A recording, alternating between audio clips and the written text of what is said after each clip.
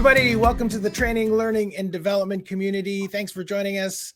Looks like we have a few people that are in live right now. Let's see, Katrina, Karen, YC Gan. I'm going to have to figure out, YC Gan, what your first name is. I've seen you in other broadcasts, so let's connect at some point. And yes, Karen, I see your message in the chat. This is being recorded, and yeah, we're going to get going. Thanks. This is another member showcase. For those of you that don't know, what we do is we go through any new members that come in to TLDC, and we basically, I'm kind of just doing this the old school way. I just like to get to know people and sort of use that to be able to connect others and just learn more about the people in this space. And so if you're somebody that is new to the industry, our archive of member showcases that we have is a great way to learn more about a career in instructional design or career in L&D.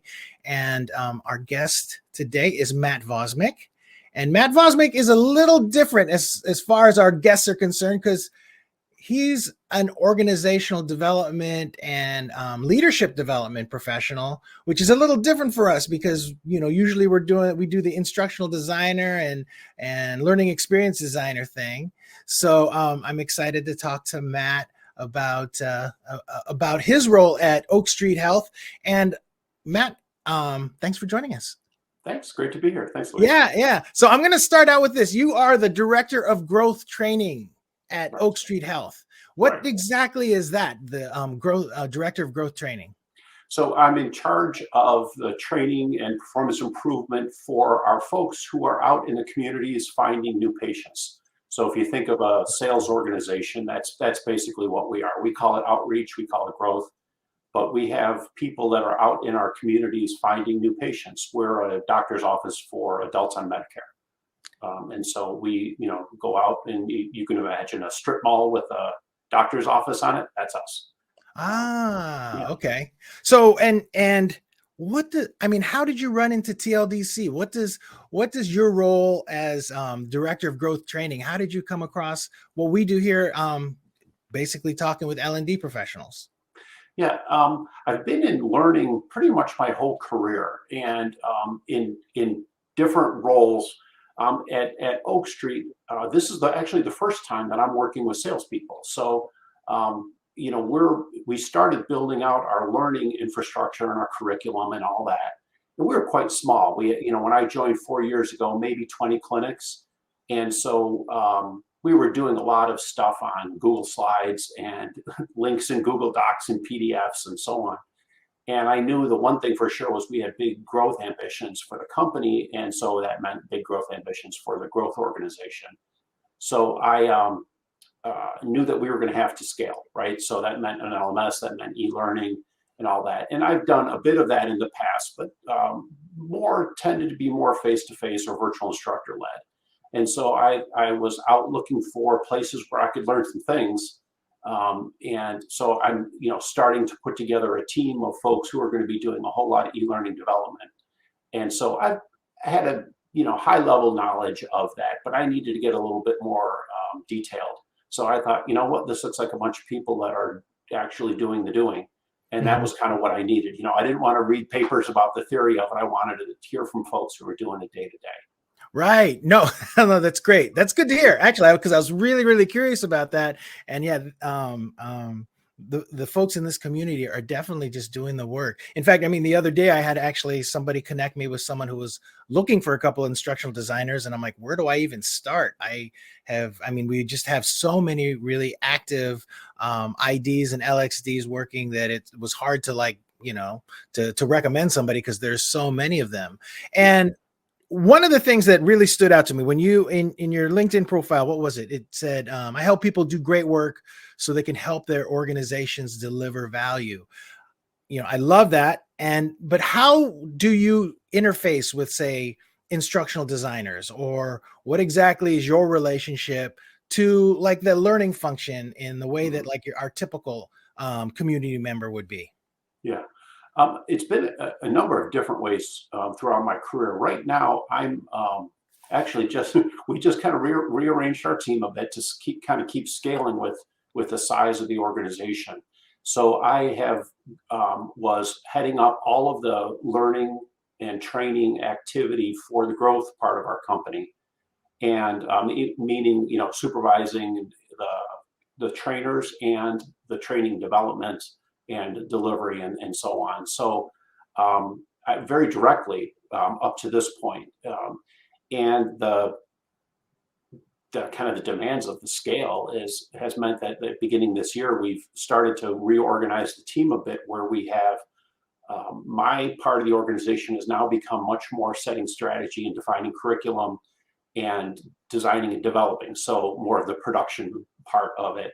And I have a colleague who has joined the team, and he is now running the delivery and part of it. So we have a number of regional trainers who are working across the country. So right now I'm putting together a team of folks who are going to be doing the actual development and design of our materials. I would say in the past I've tended to be more of the curriculum development, and then I partnered with the the L&D folks who are doing the actual production of the materials. Wow. So it sounds like, I mean, I think that, like, one thing that I've often considered is, because I've been at organizations where you've got a couple instructional designers and they're just kind of like their own thing, like say a team of two, I don't know, just back in the corner generating PDFs about like whatever, versus a situation like yours where you've actually have a leader that and an OD leader at that is able to kind of bring things together. It just seems like that is more of a more effective way of implementing a training function. I mean, what, as an organizational development professional, what do you bring to the learning function of your organization?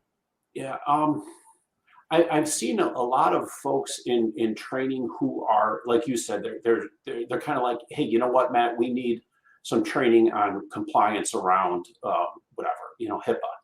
And so they said, go put together the HIPAA thing, and you say, okay, boss, I'll go put the HIPAA thing together. And and I think the perspective that I bring is I tend to step back from that and I say, tell me about what's, so yes, HIPAA, we need to do HIPAA training. I get it.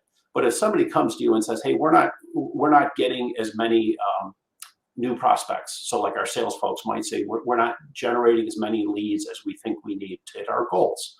How can we generate more leads? And so I think of that as a performance improvement problem or opportunity, rather than necessarily a training one, right? So I like to look at it from a systemic point of view. There's a author, Bob Mager, who back in the day had a book that was called, how to managing performance problems. And he had like a flow chart, right? It was like a decision tree. And we said, well, let's look at incentives, let's look at structure, let's look at processes, let's look at resources, and see how all of those things affect performance. So my perspective has tended to be more to look at the bigger picture, the systemic picture of performance, rather than just training.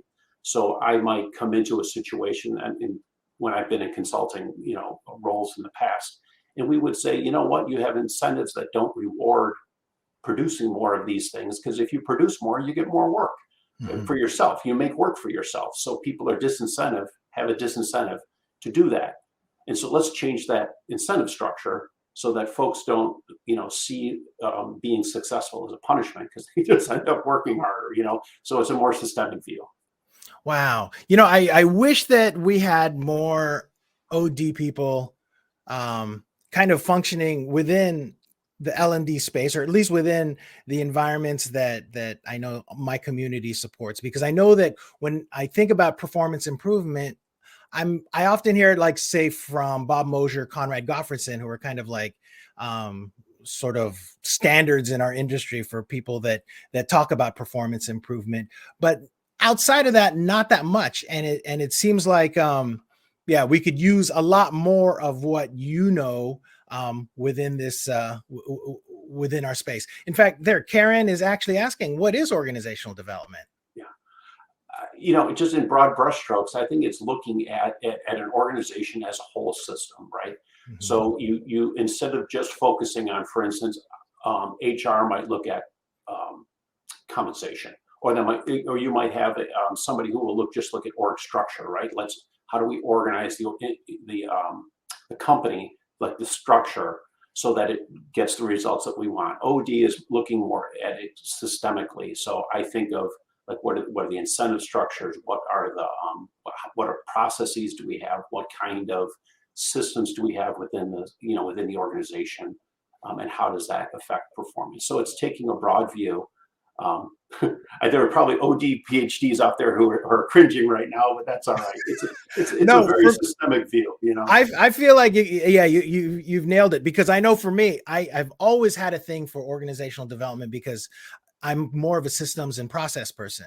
Yeah. And so, and it hasn't been something that I've ever really investigated. I've been more like on the e-learning side for the most of my career, but I've always, it kind of, makes me flutter a little bit whenever I hear about OD, because it seems so interesting to me. And why don't in fact, I'm going to get to just a few of the questions that we have in the Q&A area now. I have a bunch that are specifically about you, but let's start out with one that Karen asked.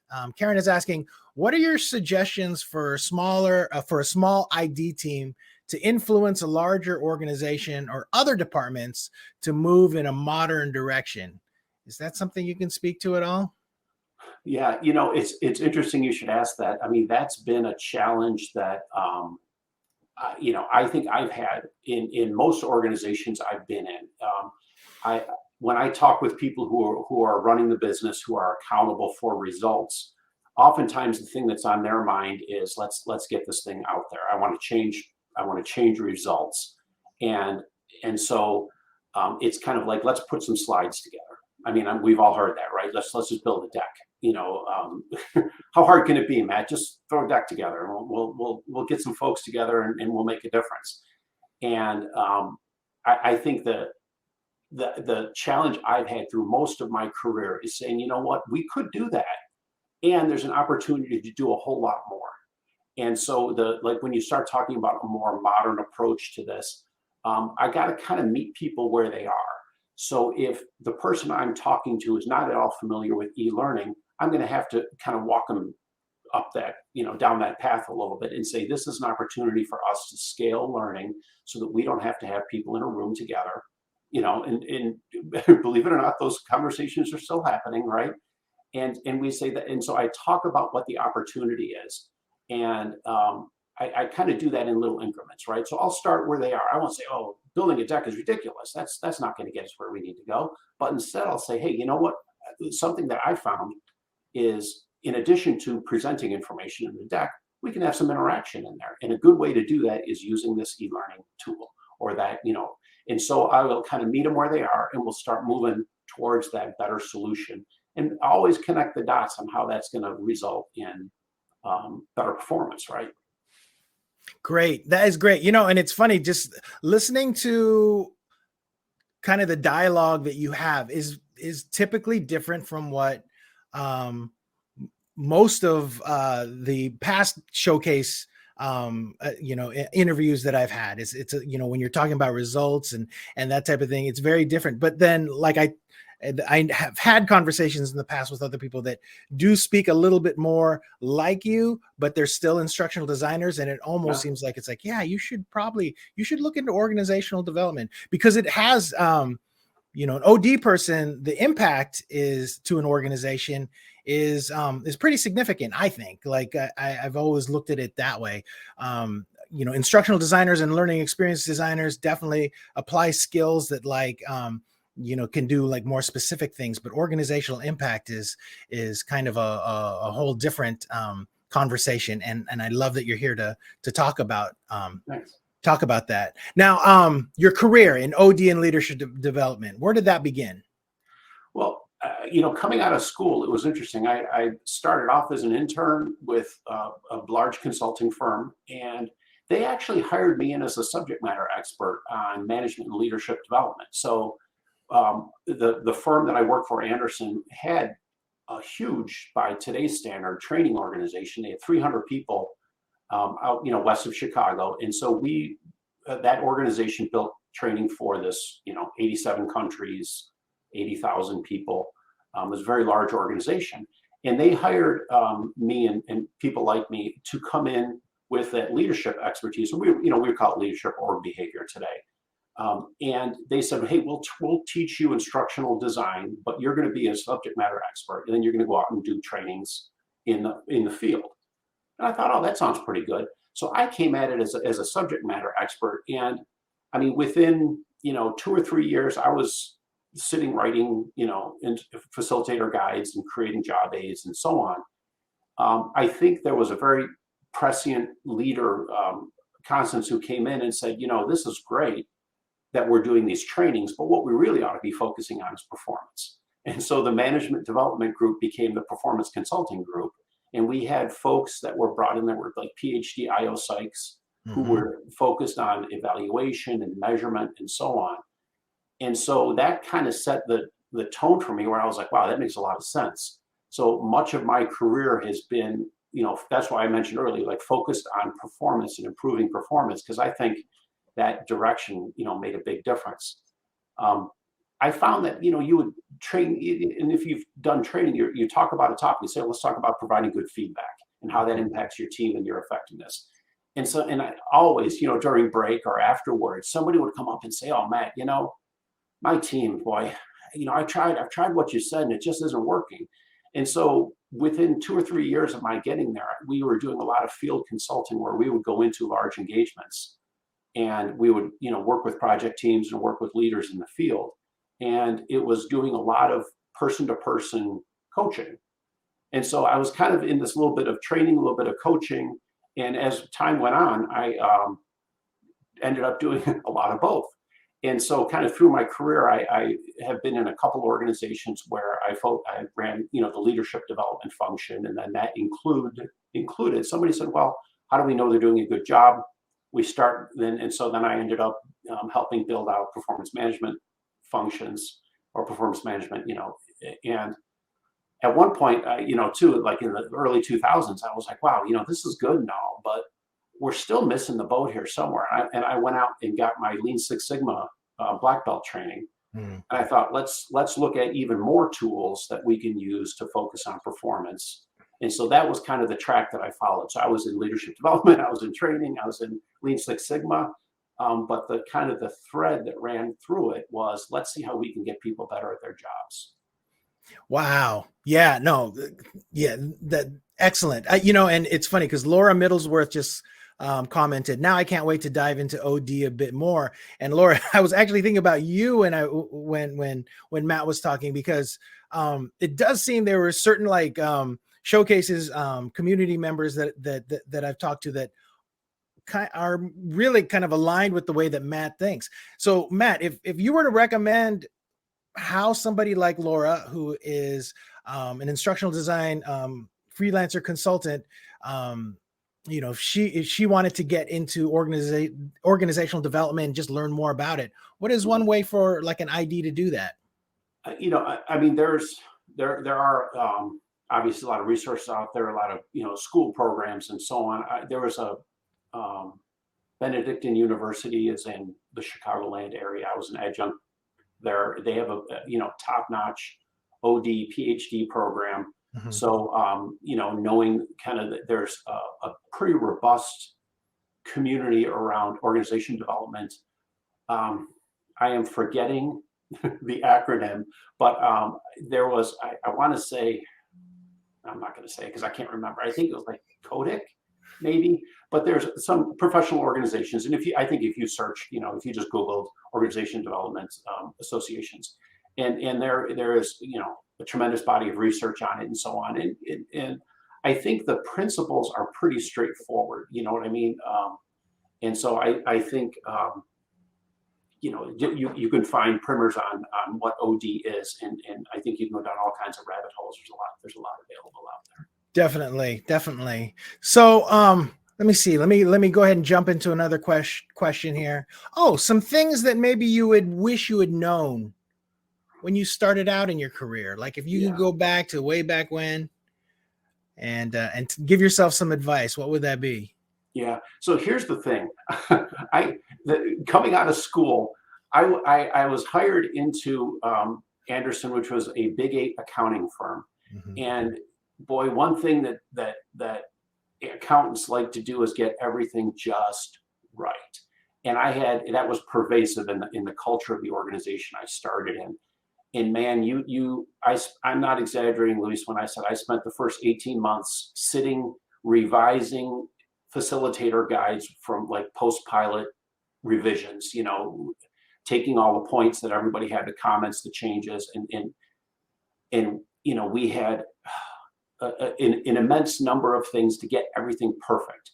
And it really took me a number of years to say, Matt, it doesn't have to all be absolutely perfect to roll it out to the field, to your audience. You should get it pretty good, and then and folks can start learning even with pretty good stuff. Mm-hmm. And so I think the industry and most thinking has moved to a lot more of kind of an agile, very iterative, quick development cycle. Mm-hmm. And I wish I'd have known that earlier on. But that would be my advice: is it doesn't have to be perfect. In fact, if you shouldn't spend so much time getting it perfect that you don't just roll it out and make it happen quick and then learn from it. So learn real fast. Love it. No, that's great advice. That's absolutely fantastic. So as director of growth training, anything like right now, can you describe, like, say, a project that you're currently working on that you can tell us about? Sure. We've just finished. When I say finished, I mean that's like relative, because there's always 20% of it that's under redevelopment. Mm-hmm. Our onboarding for our frontline outreach people, frontline sales people, and the thing that we know we need very much so is the onboarding process for the managers, frontline managers of the sales folks. So our big project right now is building out the frontline sales manager curriculum. And so again, up to this point, it's been a lot of decks and job aids and so on. So we are in the process of building e-learning in addition to that instructor-led and all the different modalities and stuff. So that's kind of our big project now. We're in the process of signing a contract and then rolling out and deploying a new LMS. And so I've done that a couple times in other jobs. And so I'm excited because I know what that's going to get us in terms of productivity and in terms of reach and so on. So yeah, we've got a huge development on that, and then the deployment of the LMS are kind of our two big priorities right now. Yeah, that's a lot. Biggest challenge right now.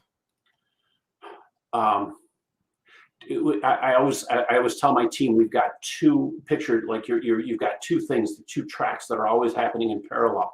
One is the thing that's got to be done today. Matt, it's got to be done in April. If it's not done, bad things will happen. And you say, but didn't we just talk about the whole 12-month plan and how we're going to have that big thing that's going to be in August? So it's always managing the short-term urgent priority with the longer-term bigger priority. Mm-hmm. And so something that I've always really struggled to do, sometimes in the face of resistance, is to develop the thing in the short term, but have it aligned with what we know we're going to do in the long term, so that we don't end up rebuilding, reinventing the wheel later on, or throwing away what we built so that we can have something else that fits differently. So those two, probably that urgent and the longer term balance is a challenge. Wow. That's great. So how about personally, like, what is it? Is there something about your particular job that is personally challenging to you, something that you're working on? And I'd love to ask this question just because I know a lot of people just sort of dive into certain types of careers, not knowing exactly like what might be particularly be difficult about it. When I stepped into this role, I had no background in sales training at all. So, done all kinds of leadership training, all kinds of interpersonal skills training. And like I said, a lot of like very nuts and bolts kind of Lean Six Sigma, factory floor kind of training. But I had never done sales. And so coming in, I was pretty nervous because, again, that whole you got to get it perfect thing. And but as the thing that I found was the folks that I worked with were super accommodating. I've got folks on my team now that are from the field and had done these jobs in the past. And so I focus very much on learning from them. And I think for me, that was huge help. I've been doing this for a while, and I love to jump into something that I haven't done before and say, let's see what I can learn. And now now that we're getting ready to do the deployment, all the e-learning, I have a general understanding of that, and I understand capabilities and functionality and this and this. But if I had to sit down with Storyline and start banging out courses, got a little bit to learn there. Fortunately, I've got a team of folks that are super savvy, and I think all of them were in a master's degree in ID. So I just, I was blessed with folks who are very ambitious and very curious about learning, and so I've tried to also, kind of model that as well. As let's see what we can learn. None of us are perfect, so we got a lot to learn. Let's do it. Let's have fun. No, yeah, it definitely helps to have a great team around you. That's fantastic. And so you're definitely a senior leader, and I would love to know, how do you stay on top of your professional development? That was actually why I reached out to you guys and said, hey, I need to plug into some things where folks are doing some a lot of new things and trying out new tools and so on. I find I have a lot of interest and curiosity around reading, like Harvard Business Review. So being plugged into what's going on in the industry.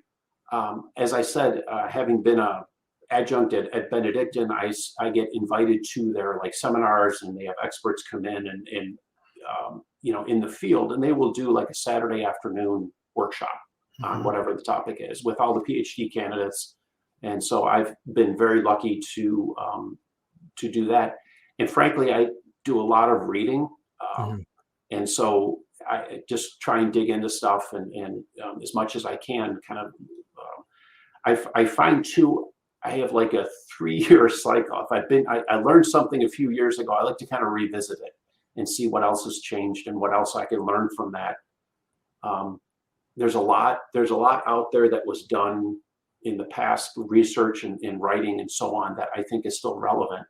A lot of the foundational stuff, like I said, around organization development, I think a lot of the like emotional intelligence stuff plays in to like individual effectiveness and so on. So Cooper Ryder and Boyatzis and that whole crew. And like I said, as far as learning goes, sometimes I go back to the books that are quite dusty, your Magers and your Dick and Carey and so on. And I'm like, let me just revisit this and see what's old that's new again. Right. Now, how has the pandemic affected your view of organizational development, or how you have to do your job? I have to confess, I found it very tough to kind of get my finger on the pulse of what's happening organizationally without being in the building. It didn't take us, I think, all of us long to realize that there was nobody in the building. And so I think that was so challenging for us to say, all right, how else can we kind of pick up on what's going on and put your finger on the pulse of the organization? In doing the Lean Six Sigma work, we were in production facilities and rail yards and factories. And there was a saying where there was a term they would say, stand in the circle, right? So there's an old story about the guy who drew a chalk line in the middle of the factory floor and said, stand here for 8 hours, watch, listen, learn, plug into the environment that you're in. And you can't do that in the pandemic. So I thought, what's the next best thing? How can you pick up on like the cultural artifacts and on the communication? And so I kind of, as much as I could, I injected myself into meetings and in conversations and volunteered for things, just so I could hear what's going on. But it was a huge challenge. I think the thinking for me has changed very much so from, I have to say, I was kind of a skeptic. I love the idea of not having to commute, but I was skeptical where I'm like, man, we're going to give up a lot. And I am not nearly as skeptical as I was when I realized once you lean into a way of interacting, I think people are a bit more forthcoming. And I think they will share a little bit more when kind of you have to say the words. and be more intentional about sharing and connecting than if you just accidentally are in a building and you can convince yourself, oh, I'm here in the building, but are you really having meaningful interactions? I thought in the months leading up to the pandemic, we had, just super rapid growth. So we had 3 floors in an office building downtown Chicago. And you would come on the floor all open, we've all been there with the big open desk and the half height walls and stuff. And it was like a church. It was absolutely silent. And everybody had headphones on and heads down. And if you started talking to somebody, we've all experienced that, you're like super self-conscious. And I thought, how much are we really interacting? How much can you really pick up from the culture, from physically being there? Yeah. Not much. So I think it's interesting because I think it's challenged us to think about culture and how we are in it and how do we understand it. You just do that very differently. Wow. No, great answer. That's fantastic, Matt. Gosh, you're a great interview. You're just you've just easy to listen to. Fantastic stuff. Is it okay if I post your LinkedIn profile in the chat so if people want to connect with you, they know where to go? Absolutely. Yep. All right, great.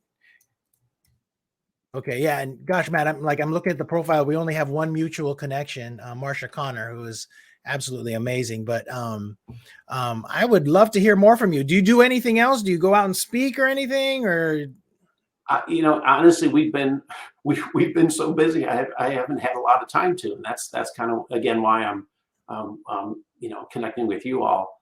Is that's something that's a goal I've set for myself, is to be more intentional about professional development and about reconnecting with a network and expanding my network. So I look forward to those opportunities.